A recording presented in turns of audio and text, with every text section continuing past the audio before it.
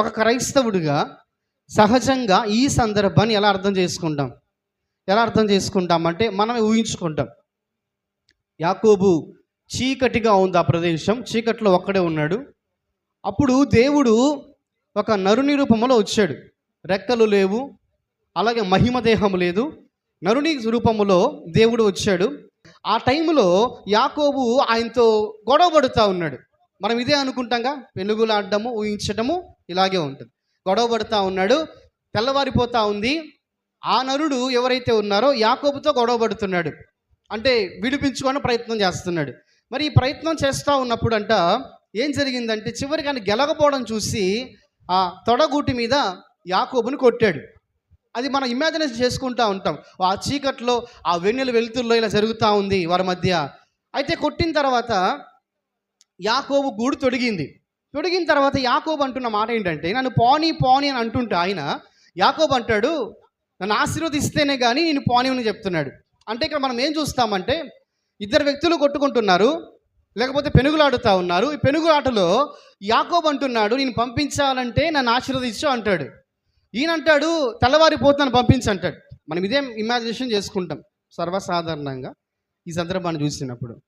కానీ ఇక్కడ యాకోబుని మనము ఇంకొక విధంగా కూడా అర్థం చేసుకుంటాం. మన ఇమాజినేషన్ నుంచి వచ్చే మాట ఏంటంటే, ఆశీర్వాదం కొరకు దేవునితో ఆయన పెనుగులాడుతున్నాడని మనం చూస్తాం.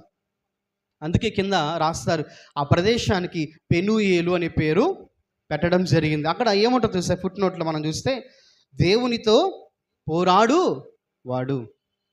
మనము ఈ సందర్భాన్ని కొంచెం జాగ్రత్తగా పరిశీలన చేసుకుంటే, మనం కూడా చాలాసార్లు దైవ సేవకులు మనకు చెప్తూ ఉంటారు. ఏమని చెప్తారంటే, దేవునితో మీరు పెనుగులాడండి, పెనుయేలు అనుభవం మనకు కావాలి.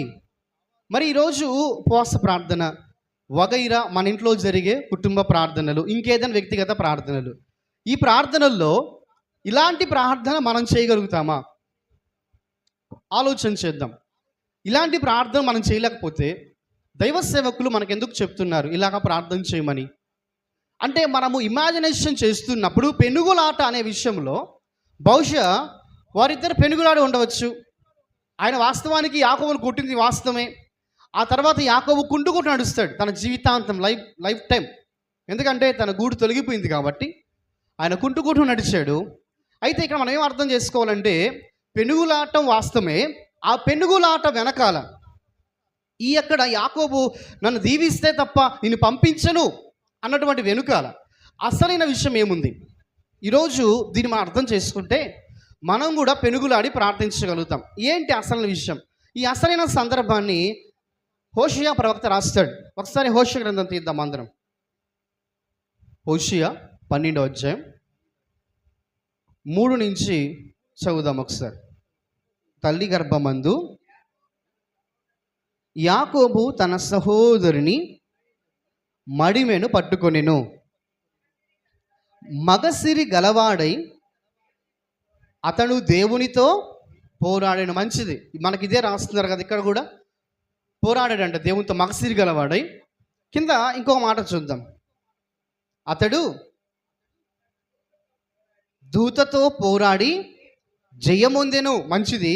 ఇక్కడ చూద్దాం, అతడు కన్నీరు విడిచి అతని బతిమాలెను, బేతేలులో ఆయన అతనికి. ఇప్పుడు మన క్లారిటీ వచ్చిందా?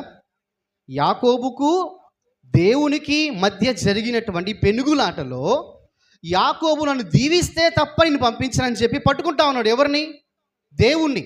పైన అదే రాశారు కదా, మగసిరి గలవాడై దేవునితో పోరాడాడు. అంటే యాకోబు పట్టుకుంటూ పోరాడుతున్నాడు.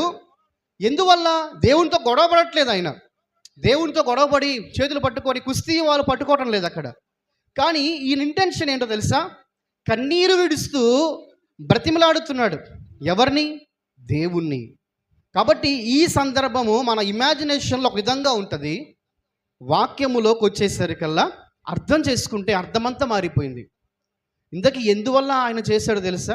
దేవుడు ఒక పక్క నిలబడుకుంటే ఆయన పట్టుకుంటూ పోనివట్ల యాకోబు. అందుకే దేవుడు అంటాడు, నువ్వు మనుషులతో పోరాడవు, దేవునితో పోరాడవు, నన్ను పంపిట్లా. నువ్వు ఏం చేస్తున్నాడు? యాకోబు కన్నీరు గారుస్తూ బతిమలాడుతున్నాడు. అంటే ఏమని? నన్ను ఆశీర్వదిస్తే తప్ప నేను పంపించి ఆది కాలంలో చూస్తే మనకు ఎలా ఉంటుందంటే బలవంతంగా కుస్తీ పడుతూ బలవంతంగా దేవుని నిలిపేసి నన్ను ఆశీర్వదిస్తావా ఆశీర్వదించవా డిమాండ్ చేస్తున్నాను అంటే అనుకుంటాంగా మనం.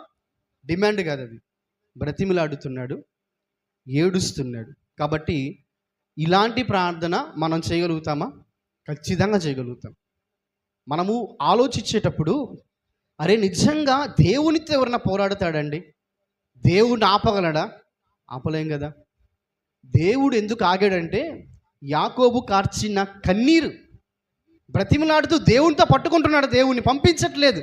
అయ్యా ఆశీర్వదిస్తే తప్ప నేను విడిచిపెట్టను ప్రభువా. ఇది మన జీవితంలో ఉండాలి.